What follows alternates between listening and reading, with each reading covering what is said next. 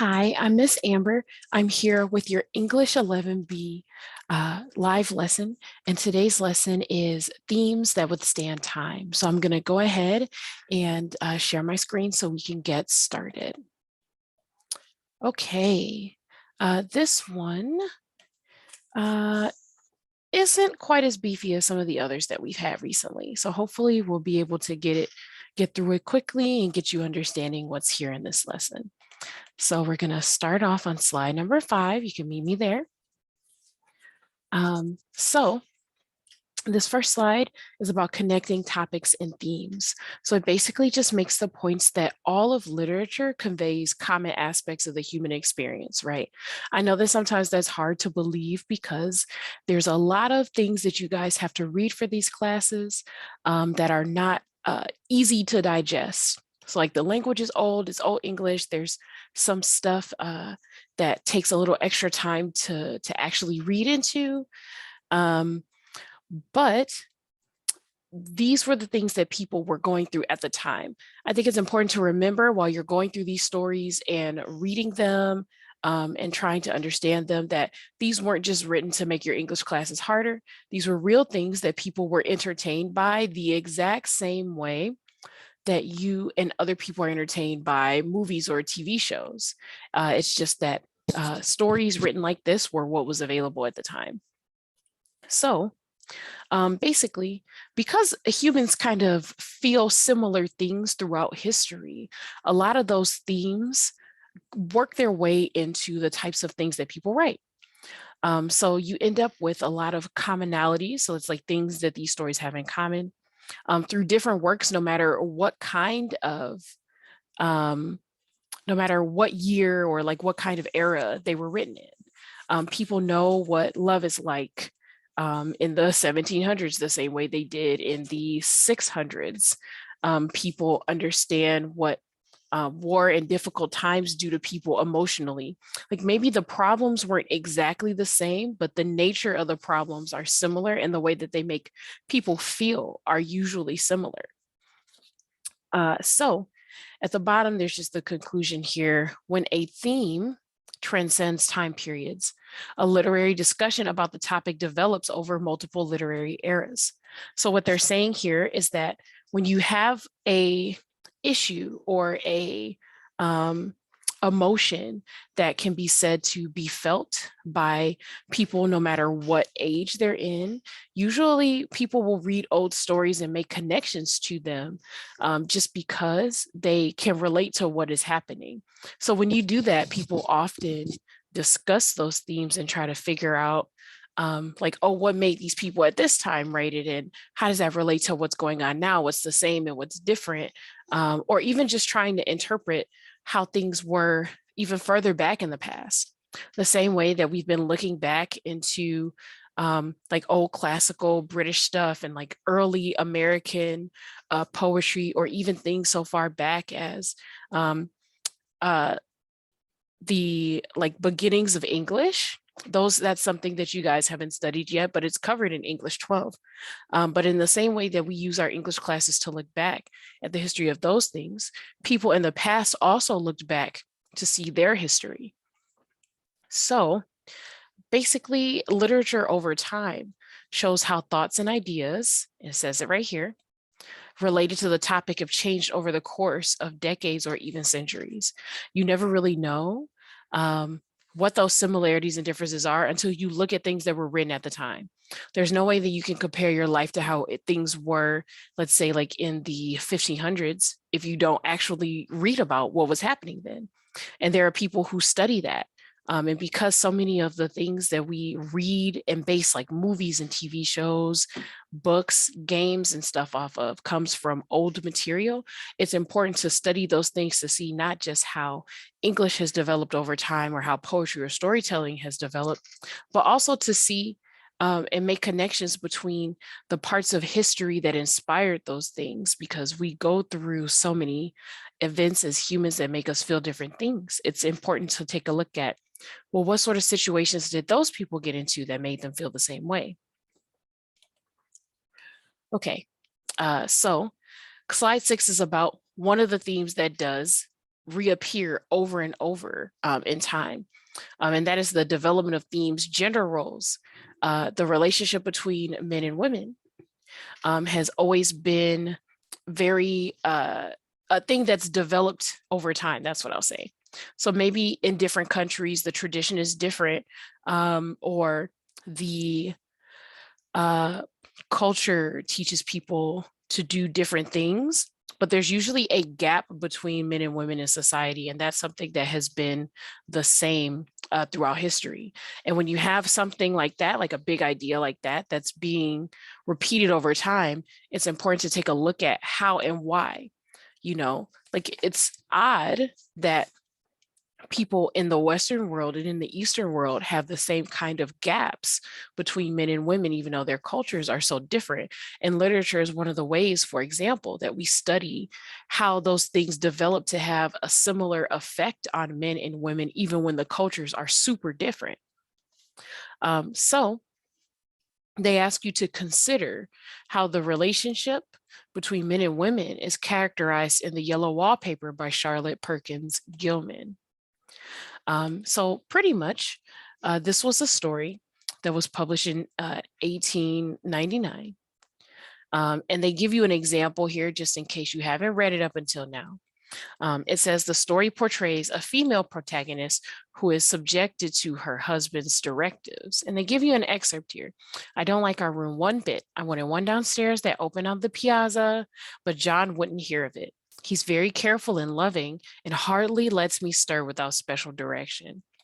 Now, the relationship between these characters pretty much shows you the actual dynamics or the behavior, the way the relationship works between men and women at the time that this was written, which was the 19th century. Pretty much women were expected to follow their husband's directions. And you can see that just because in this excerpt, she can't do anything without his approval.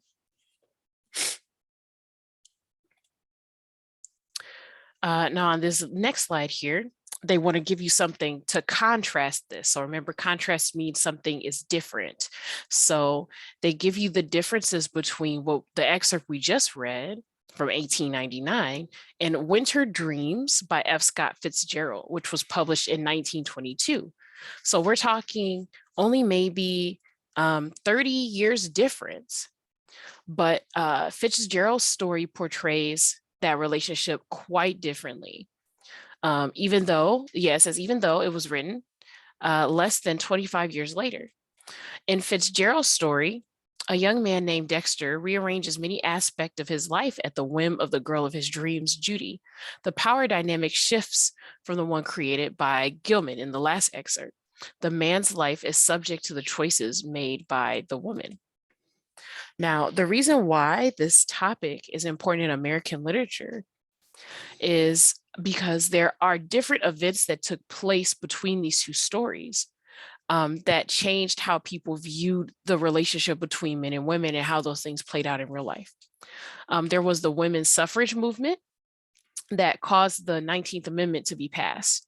Now, that amendment was passed to the Constitution in 1920, and it gave women more autonomy or more ability to function like on their own. That's what autonomy means, to be able to function by yourself. And they also were better educated at this time. So the stories that people wrote reflected the differences in between the dynamics between men and women. So even though they weren't writing many years apart, Gilman and Fitzgerald, the attitudes changing in the US changed how people wrote. And that's something that you can definitely see even today with the way that people debate back and forth on Twitter or online. There are a lot more inclusions about other people's points of views that weren't in writing even 20 years ago. Especially when you consider LGBT representation, there's a lot more things being written about like realism in terms of how young people, such as yourselves, people who are under 18, under 21, live their life so that people can get like a realistic sense of what people go through. In the 90s, there weren't as many books written about or centering on young people that weren't like fantasy or something like that. And over time, there's been a large emphasis on minority groups, including people of color, also having more books starring them doing lots of things. So the way that the world thinks about people affects how literary eras change. Now, this last paragraph gives you kind of a summary. Connections between different works over multiple literary eras are not always immediately obvious. So they're saying it's not always easy to see the differences at first. Readers may discover these connections in a process similar to writing a literary analysis. So they're saying when you complete an assignment where you have to actually think and reflect on stuff, sometimes that's the only time where people figure out what's going on with those connections. Now it says one way to find them is to examine text with particular themes or topics. So they're saying especially pick themes that might make it obvious what the differences are, and then try to see where the author might have been overtly, so that means in an obvious way, or subtly, which means in a not obvious way, like very low key, addressing these topics.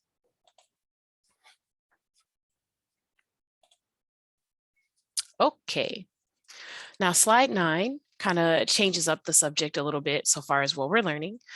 It pretty much talks about the impact of sentence variety, and that's actually very important.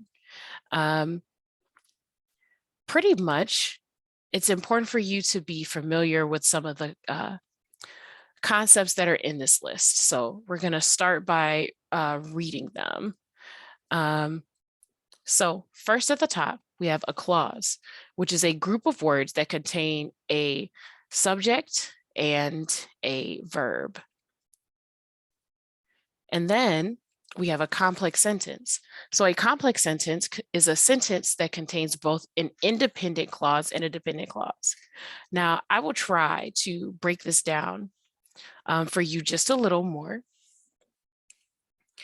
So an independent clause is a clause that can be a sentence on its own. So remember, we were talking about autonomous as a word that means you can do things on your own. So like an independent clause is an autonomous sentence, basically. So it's a group of words that contain a subject and a verb because it's a clause, but because it's independent, that means it forms a sentence all on its own.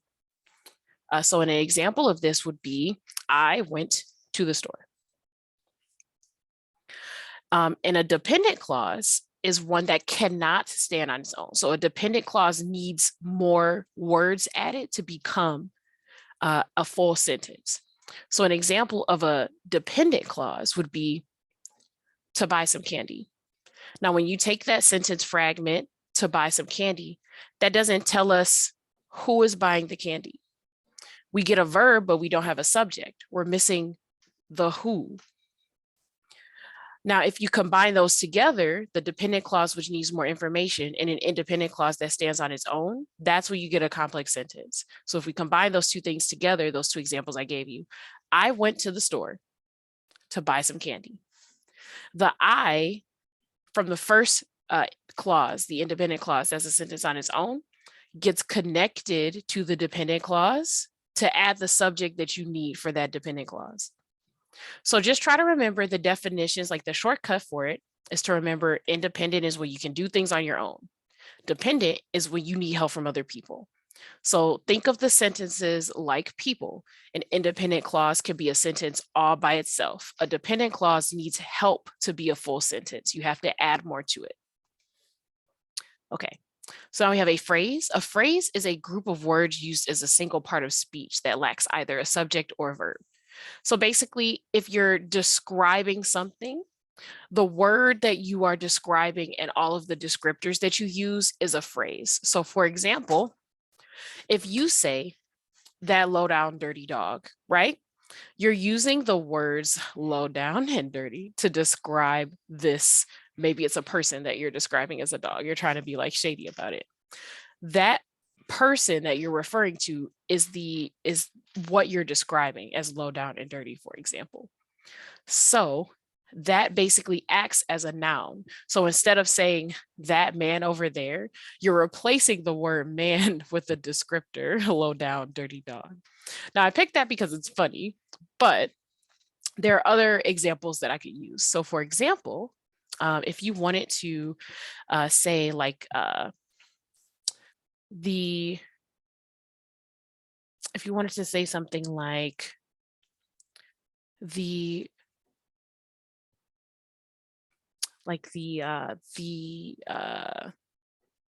brightly painted flowery apartment complex, right? You've added a lot of descriptor, brightly painted, flowery apartment complex. So the apartment complex is the thing. It is a building. That's the noun. It is a type of building. But you're using all of these words together to describe not just the type of building, because it's an apartment, but also what it looks like. So that the descriptors that you use and the word itself, the apartment building, together are a phrase, because you're using multiple words to describe that one thing. So that's what a phrase is. It's when you group a bunch of words together, like it says here, as a single part of speech. In this case, it's a noun. A noun is a person, place, or thing. In this case, a building is a thing. And when you're describing it as a brightly painted, flowery apartment complex, you're replacing the word building with all of those details. And that's what makes it a phrase. Now, the next thing here is a simple sentence. It says a sentence that's made up of one independent clause. So if we go back up here to complex sentence, where I gave you that example, if we take just that one independent clause that we gave you, I went to the store. It has a subject. The subject is I. Whoever is talking about themselves. And the verb is they went to the store. Went means that they decided to go to the store. That's what they did. So it has a subject and a verb, and that's what makes it independent. Independent clauses make simple sentences. You have one subject and you have one verb. Now down here at the bottom, we have tone. Tone is a writer or speaker's attitude towards the subject that they're writing about. So basically, even if you're reading a story, sometimes you can actually read the author's opinion about what they think about the topic of the story. Usually what you'll see is in between things that happen when they're giving you descriptions, moving locations and things like that, sometimes there will be paragraphs that give you an opinion on a certain thing. So for example, if you're reading a story by someone who doesn't like war and doesn't like that people get drafted for war, and they write a story where the main character has a friend that's been drafted and has to go, you might end up with some paragraphs of the character's thoughts, for example, that criticize or say bad things about the fact that their friend has to go to war in the first place, that they're being enlisted against their will. Sometimes the tone is spoken through not just the main character, but other characters. Sometimes the main character is the person who is pushing to do something bad. And you have other characters that show up and are just like, no, that's a terrible idea. And instead, the story has the main character think about whether or not what they're doing is good or bad and make a decision. So the way that a topic is talked about in the story is the tone. So it's important to pay attention to whether or not things are spoken about in a positive way or a negative way. Okay, now that we've got this list covered, I know that that was kind of a lot. We're going to go to sentence variety. So pretty much sentence variety is a subtle, but important aspect of written text. A reader may find text to be dull or repetitive when it has sentences with the same structure or length. So basically, if you're reading the same kind of paragraph with the same number of words over and over, it sounds pretty boring. So for example, I'm going to give you a paragraph that just has 5-word sentences in it. And I'm just going to read it to you so that you can hear how flat and dull it is. This sentence has 5 words. Here are 5 more words. 5-word sentences are fine, but several together become monotonous. Listen to what is happening. The writing is getting boring. The sound of it drones. It's like a stuck record. The ear demands some variety. Now, all of those sentences sounded the same because they had the same number of words. They had the same sort of rhythm. It's kind of like when a song is on loop. Sometimes, if you are the type of person that likes having looped things in the background, that's okay. But when you're reading something that you or listening to something that you are not interested in and it becomes boring like that, you just sort of tune it out, right? How many times have you had a song on repeat? You get busy doing something, and it's not until 20 minutes later that you realize, ah, man, this song has been on repeat for a little bit. I should probably change it.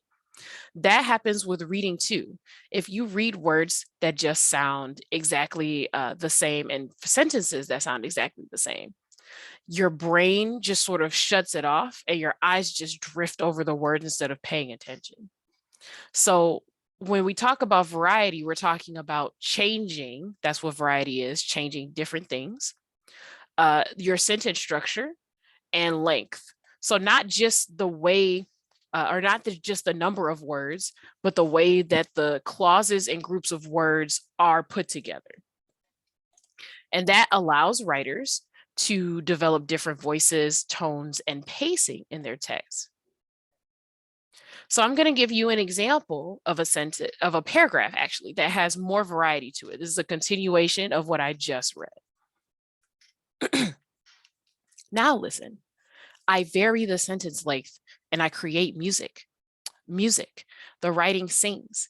It has a pleasant rhythm, a lilt, a harmony. I use short sentences and I use sentences of medium length.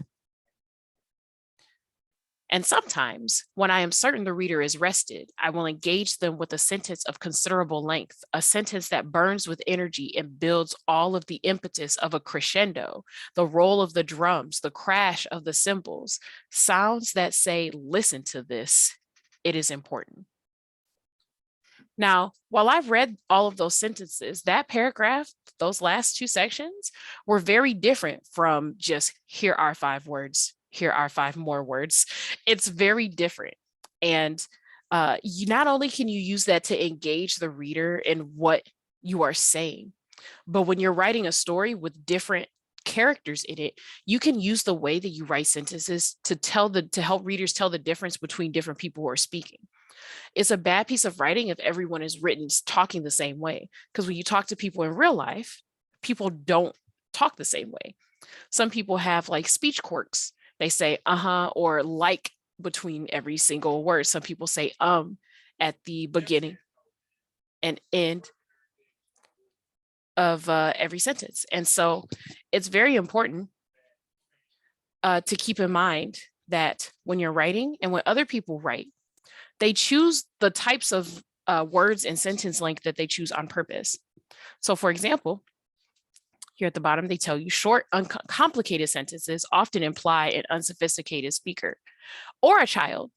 So for example, when you talk to like your little baby cousin, your baby brother or sister, or the child of a friend when you're babysitting, they can't speak in long sentences. They don't know big words. So you can use that to your advantage if you're writing someone who's younger, for example, or even if you're just writing someone who doesn't know a whole lot about how to put a sentence together or how to describe whatever it is that they're trying to describe, whatever it is that they're trying to convey. Usually describing emotions are especially hard for a child because they don't know the words to say what they want to say.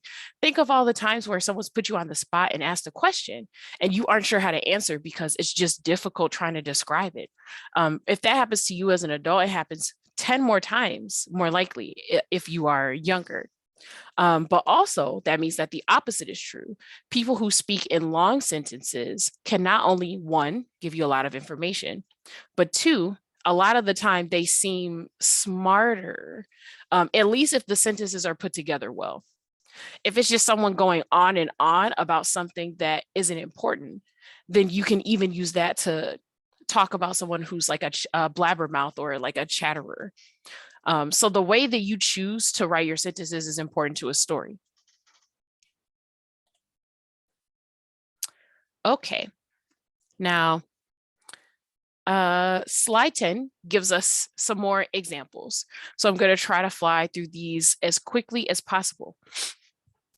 So we just talked about younger people using shorter sentences, and that's basically what this first excerpt is. So we have this, and I'm just going to read through it.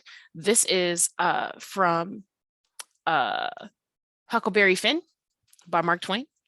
And Huckleberry is a young person, so he's supposed to sound like not as sophisticated. All right, so we have mighty good weather as a general thing, and nothing happened at all that night, nor the next, nor the next. The fifth night we passed St. Louis, and it was like the whole world lit up. In St. Petersburg, they used to say there was 20 or 30,000 people in St. Louis. But I never believed it till I saw that wonderful spread of lights at 2 o'clock that night still. There weren't a sound there. Everybody was asleep. So like you do get some information in this sentence. So that suggests that he's, perhaps like a teenager close to being an adult, but not quite. But his sentences are short and what he says is pretty simple. We had good weather, nothing happened. The fifth night, that's when we passed St. Louis. And then he says the whole world lit up. So he doesn't describe how bright St. Louis is in any kind of detail. He just tells you that it's lit up. You don't get any descriptions of what the light was bouncing off of. He doesn't really give you any description of what St. Louis looks like at all or what he saw. All he can really tell you is that the world lit up. So that doesn't give you as much information. And when someone is young, or if they aren't thinking and speaking off the top, they don't usually think of, they don't usually think about how to describe something in detail to someone else. These are just their personal thoughts. And even at the end, where, he says, but I never believed it till I saw the wonderful spread of lights at 2 o'clock that still night, right?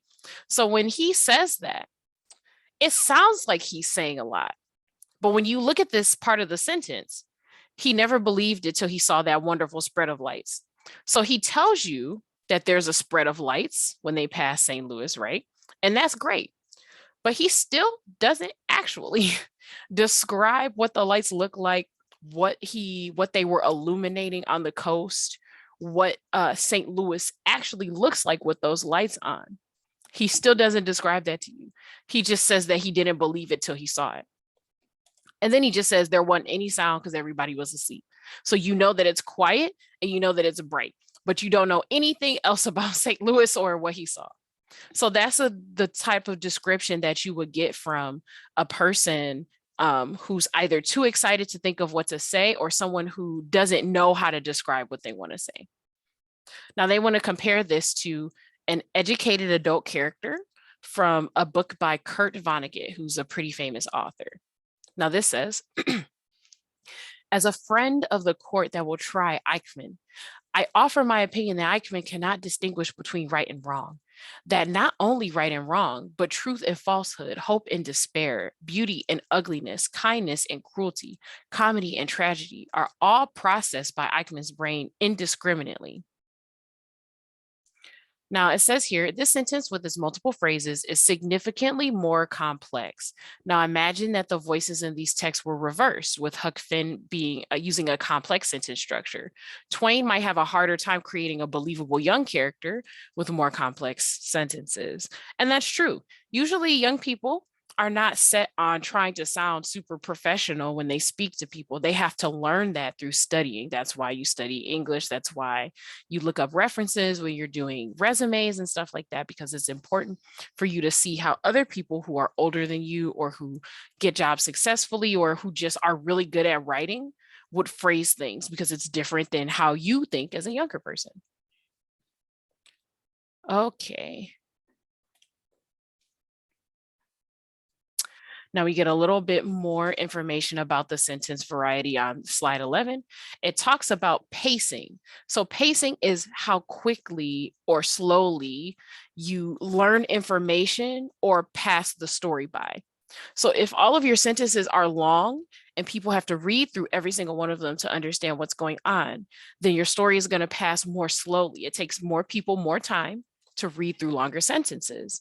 But if you have shorter sentences, things sound quick, they sound choppy, they might sound rushed. So they talk about the sense of urgency, that's that things have to rush and be done quickly, or lethargy. Lethargy is a fancy word for sluggish or lazy. So if you are writing in longer sentences, especially if you add like ellipses, that's the triple dots, the dot, dot, dot between sections, Sometimes things get the sense that they're dragging and taking a long time. So you can manipulate language like that if you want to write a character who talks very slowly, or if you want to write a character that talks very quickly, or if you just want to emphasize a character, for example, that only speaks very simply. Sometimes there are characters who speak simply who aren't necessarily young. Maybe you have someone who's just learning English for the first time, so they speak in simple sentences to make sure that they're describing the right thing. You might have someone who has been like injured. You might have someone who just prefers to get information out as quickly as possible. Maybe they're neurodivergent, so they use shorter sentences if there's not any extra detail that's needed. So it's just important to keep in mind all the different ways that the way that you write your sentences tell the person who's reading about what's happening. So they give you an example here about the narrative of the life of Frederick Douglass, an American slave. He uses short sentences and they challenge you to figure out what his tone is. So I'm going to read this excerpt and then we'll read the bottom paragraph. Now it says, I lived with Mr. Covey 1 year. During the first 6 months of that year, scarce a week passed without him whipping me. I was seldom free from a sore back. My awkwardness was almost always his excuse for whipping me. We were worked fully up to the point of endurance. Now there's the point of him using these short sentences is to show that he didn't really want to dwell on describing this in as much detail as he could. He could have given you more detail about what it felt like to be whipped, about he could have given you an example of one of the occasions where he got whipped for basically just being awkward, but he doesn't do that. He describes it exactly the way that it happened so that you know that it happened. He gives you just enough to know what happened, but he doesn't go into detail. And because he uses these short sentences, what you're supposed to get from this is that he doesn't want to linger on it long. It's the same way that, like, if you don't feel like talking to someone and they ask you how you're doing and nothing really has happened to you that day, you'll just say, I'm all right. You could give them more detail. You could actually say, well, nothing, not a whole lot of stuff didn't happen today. So I'm just chilling. I'm cool.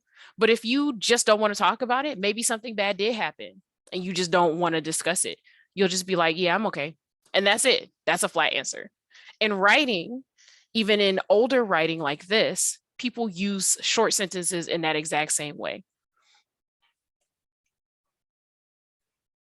Now they give you a comparison to something with longer sentences here. And this is from Life in the Iron Mills, a novella by Rebecca Harding Davis.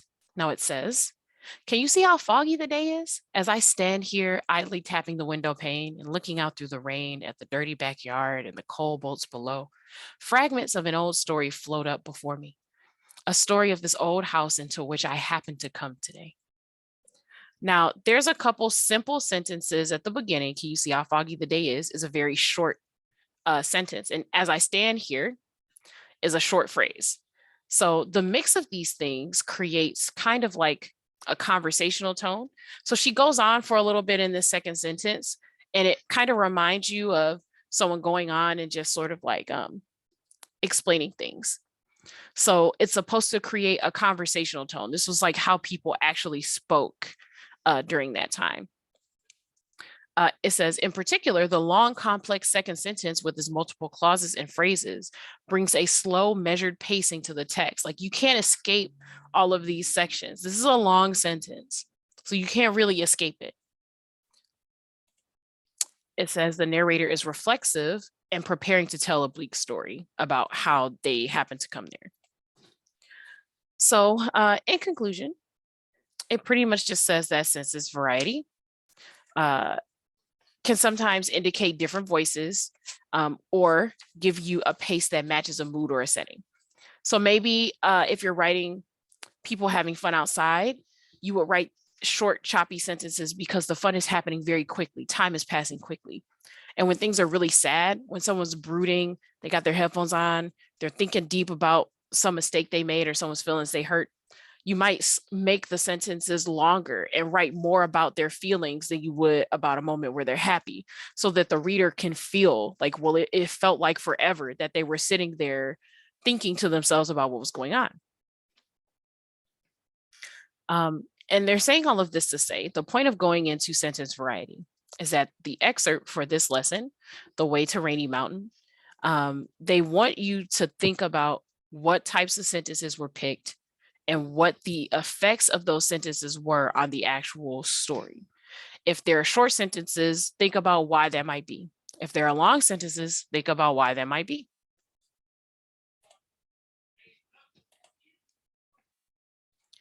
Okay, so now we finally get to the reading selection and we get to learn a little more about the author, who is Nscott Momaday, and the writing itself. So I'll try to hit the more important points that should be in your notes, especially because we spent so long going over sentence structure.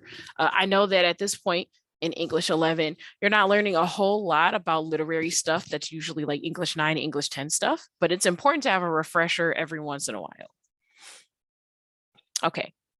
Nscott Momaday, he was born on a Kiowa Indian reservation in 1934. And he pretty much lived there for the first year of his life and then moved to Arizona. His parents were both teachers, and they both taught about American Indian or on American Indian reservations. So he got to know not just his own culture, but lots of other American Indian cultures, which includes like Navajo, Apache, and Pueblo.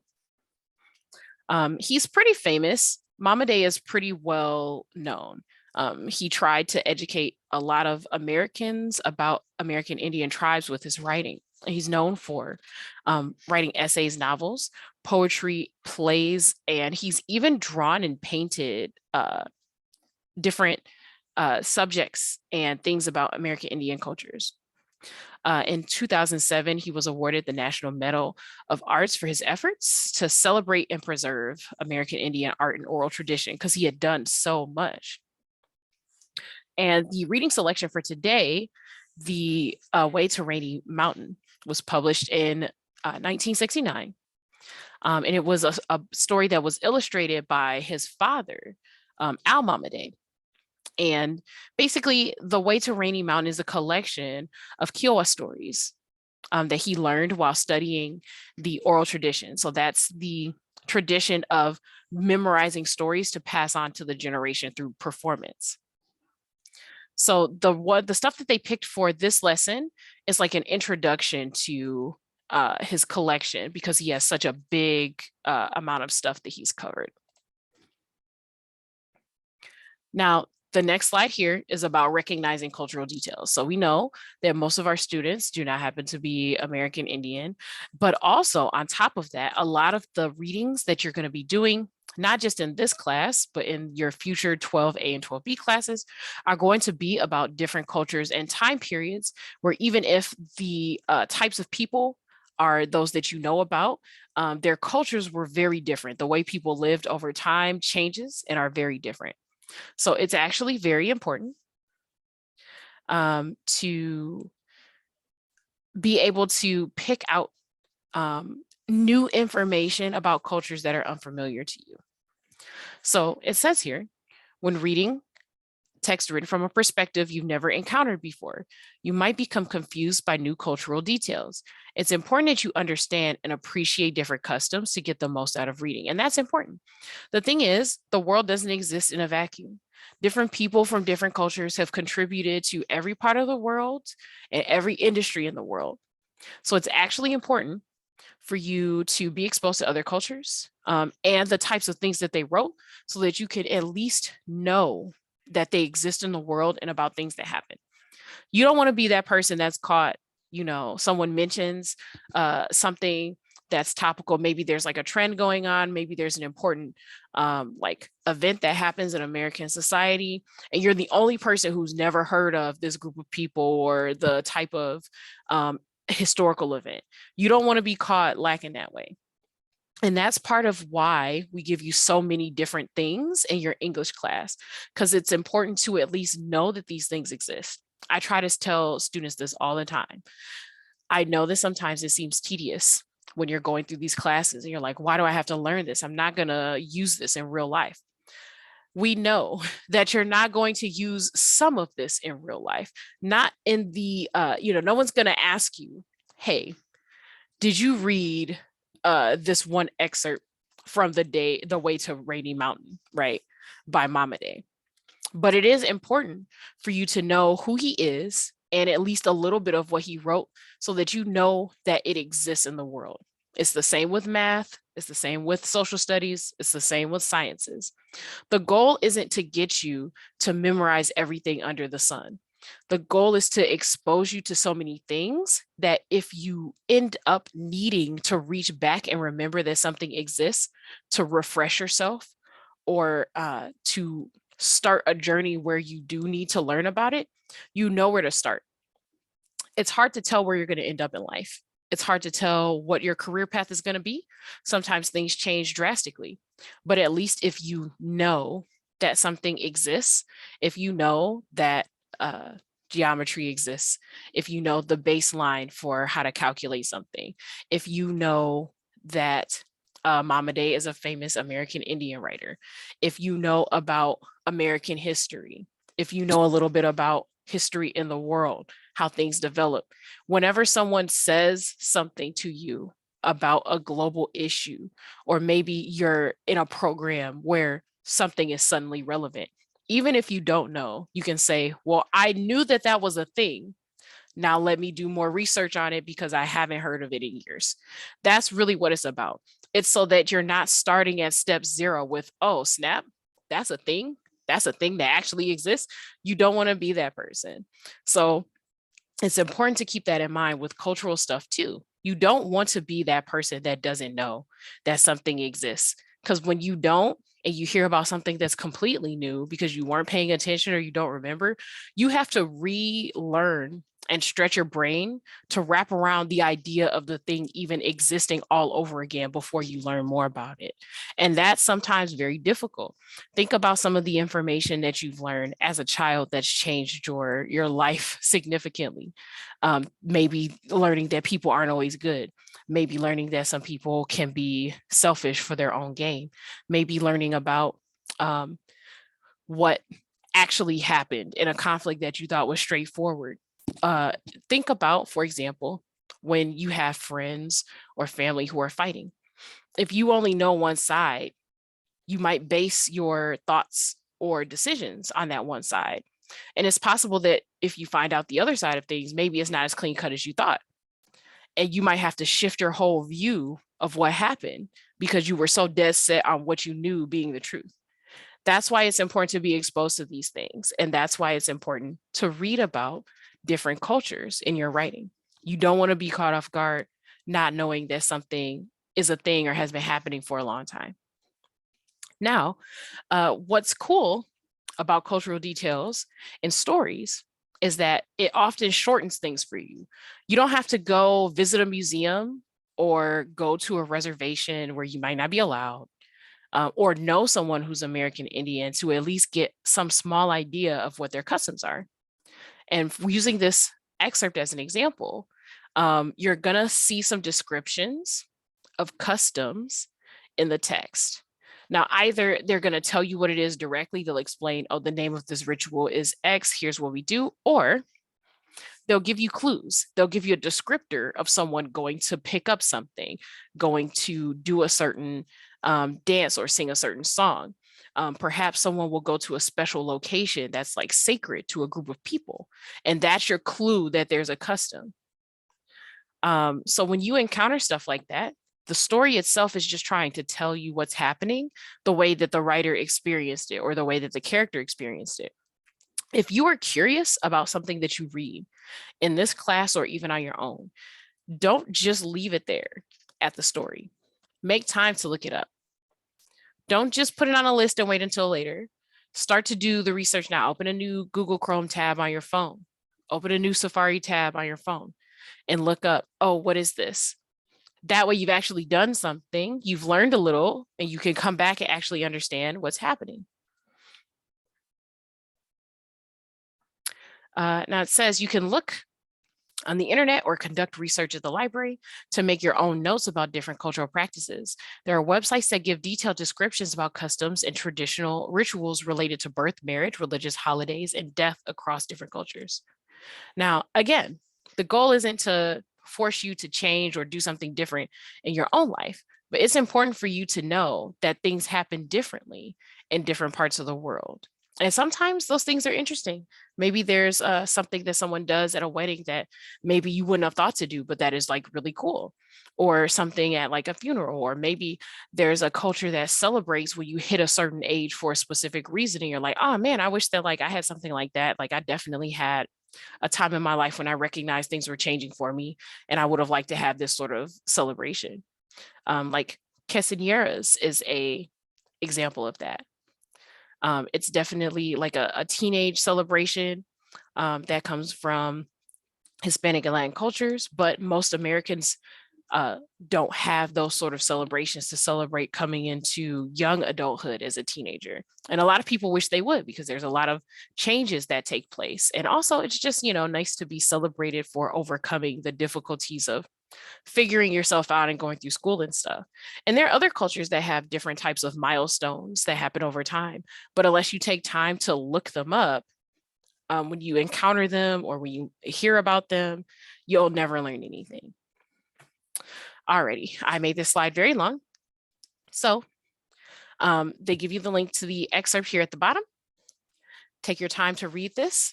I don't read through excerpts in these tutorial videos. We're going to have separate ones for that. So pause, read this, meet me back at the analysis.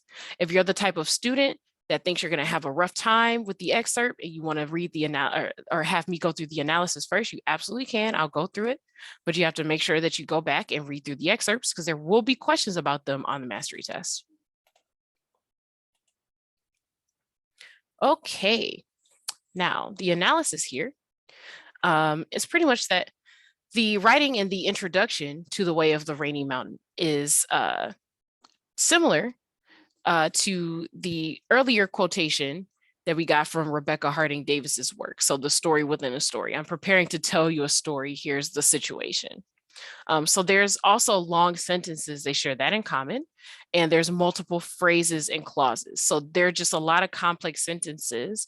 And the reason why they're there is to emphasize that there's a slow, expansive history and landscapes that the narrative portrays.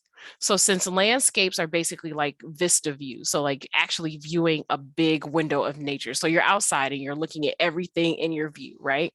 That's a very large view. It would take you a long time to walk that distance that you can see. Even if you go to a park, if you've ever driven to another state, if you've been to the Grand Canyon, if you've gone to see a waterfall, or if you visited a lake or on the side of a river, it would take you a long time to travel the distance that you were looking at.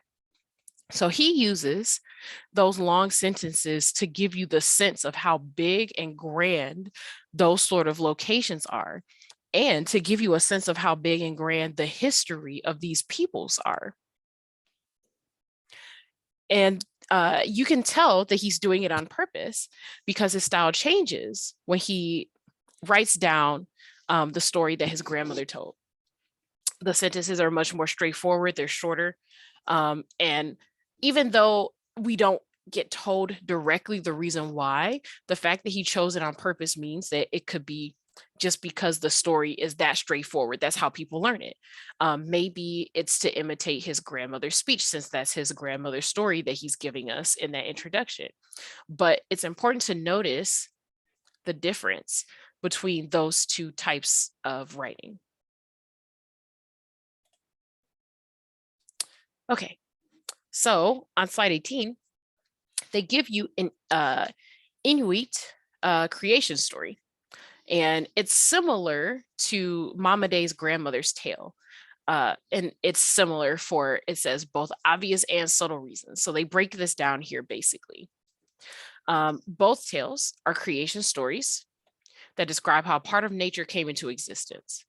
They focus on humans as the main characters, and they show how humans relate to their surroundings.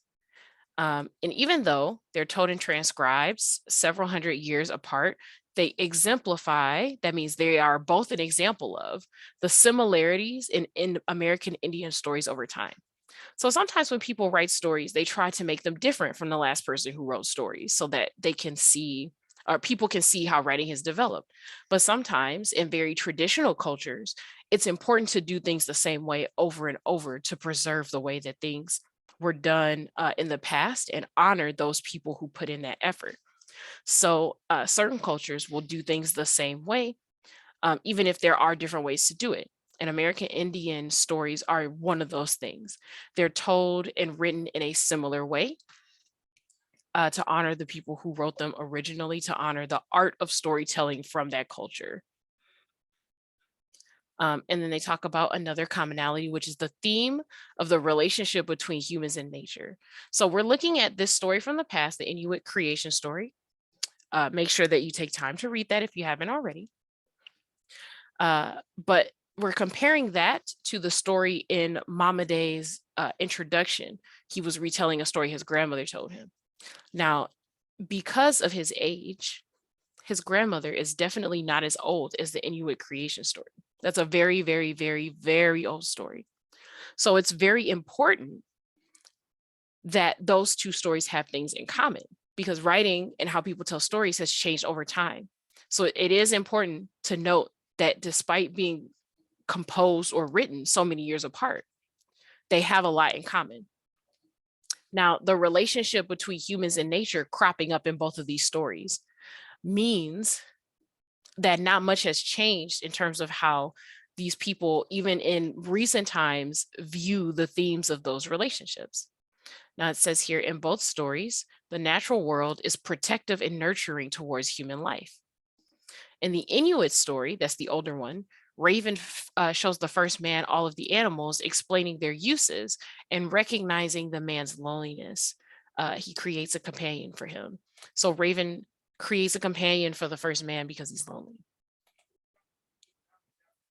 In Mamaday's story, a bear attacks the children, but a tree saves them from the attack. So even though this isn't the exact same event happening, they're both showing that nature can be kind to humans. And the fact that they're similar in how they view nature interacting with humans over hundreds of years apart basically tells you about what the values are in American Indian tales, specifically Inuit and different American Indian tribes. So it means that they kept the same worldview for how nature interacts with people over time, and that's a big part of their identity. It was in the past and it still is now.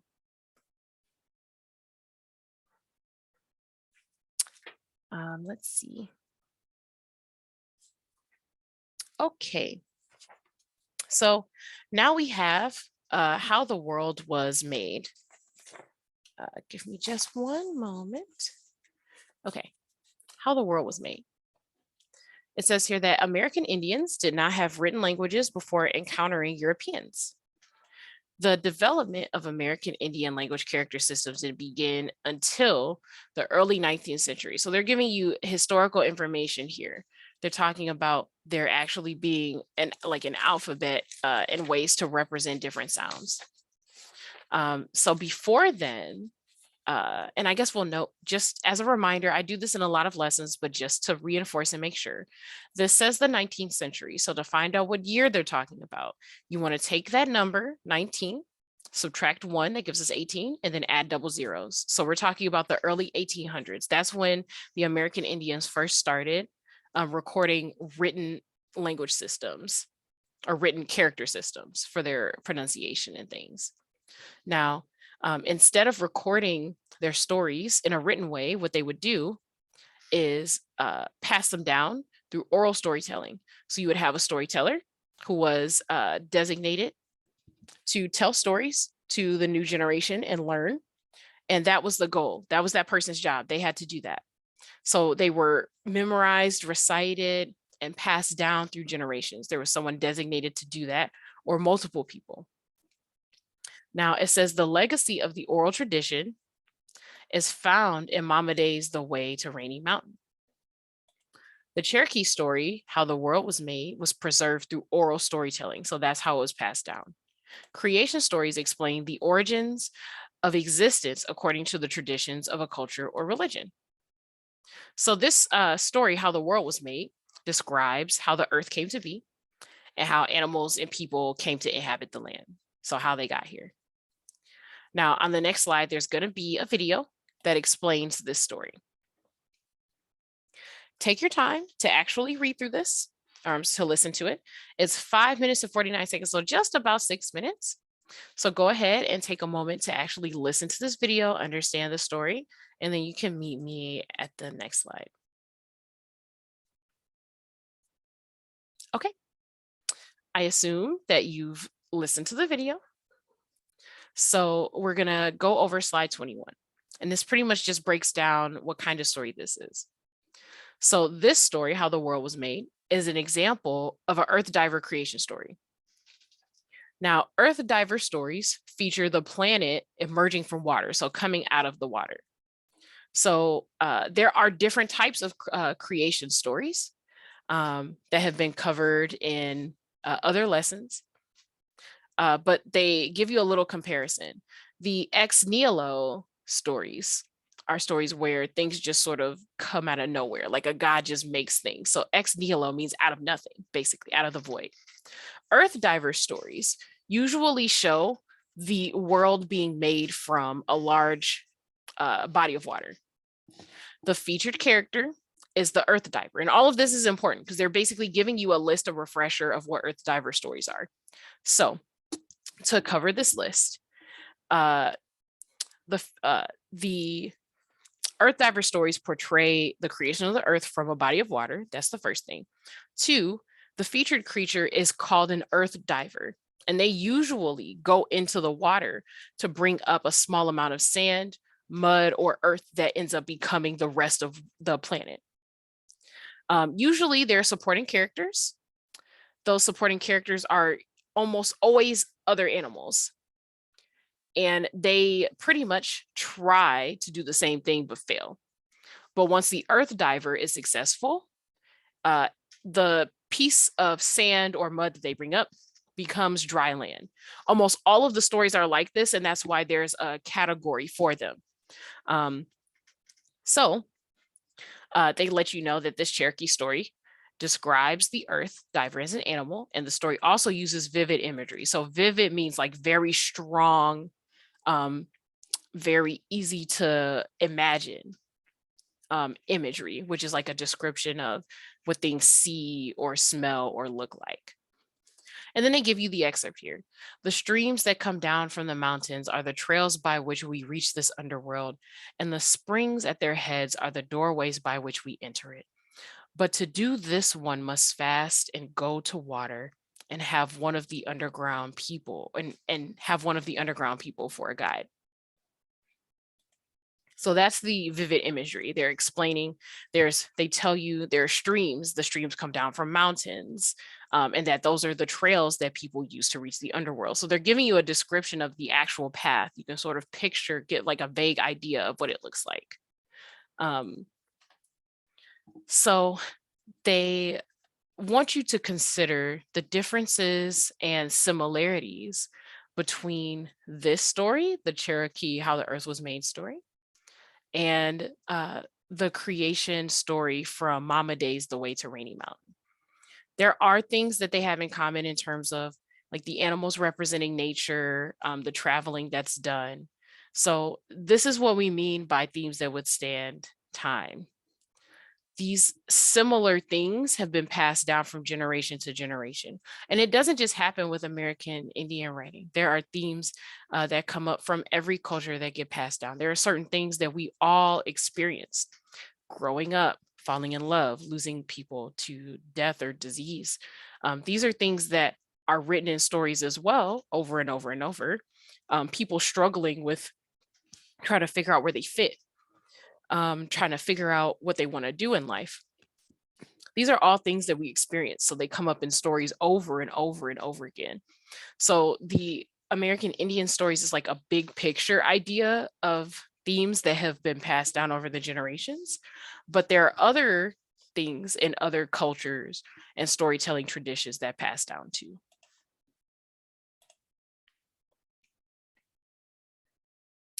Okay. Now this last section is focus on language. There's this video here that pretty much just gives you information. Oh, I thought there was going to be a written section. Okay, so this focus on language is just going to give you a lot of information about different vocabulary and the way that it's used. So just take time to watch this video. It's 3 minutes and 31 seconds. It's important for you to actually pay attention in this video because whenever there's a focus on language section and they're giving you vocabulary or sentence advice or explaining how things are broken down, you can bet on it that there's going to be questions on it in the mastery test. So take time to watch this and then answer the questions. They're asking you questions because you got to watch the video. And I think that that's it for the lesson. Yep. So these vocabulary words in the table appeared in the reading this lesson's reading selection. So you also want to take a moment to look at these. Brooding, cleavage, consummate, delegation, enmity, nomadic, and tenuous. This list was short, so I didn't mind going through it. But make sure you write down these words and you write down their definition. If you need the pronunciation, go ahead and write those down. And if you need the other parts of speech, you can. Most people don't need those though. So just if you don't think you'll remember that these words are like shared the root word of these, then go ahead and write them down. You're going to get questions about these on the test. So just take your time, make sure you put them in your notes. You don't want to be that person that gets to the post-test or the final, and then you're just lost because you're like, oh, I've never heard of this word before. You definitely have. They're at the end of these lessons. Just make sure you write them down. And I think that that is it for this lesson. Yep. So I'll go ahead and stop sharing. Okay. So this lesson just give you a lot of information about how different themes and ideas pass through or pass down stories over time. That's pretty much all the lesson was about. They just wanted to give you really big examples of how things that were written a long time ago can have things in common with stuff that's written now. And it's important to remember that not just in this lesson, but while you're reading through the other reading selections that you have for this class and for the other English classes that you have to take. It's not more complicated than that, but if you are having trouble with the excerpt, it's okay. You can actually book a tutoring session with me, Miss Amber Stokely, or with Kathy Vahovic. If you have a quick question, you can just shoot it over to english@atsedu.net, and we'll get to it ASAP. If you're having trouble with any other parts of the lesson or with the mastery test, you can book a tutoring session for that as well. But alrighty, that's it for me today. This is Miss Amber signing off, and good luck with your English class.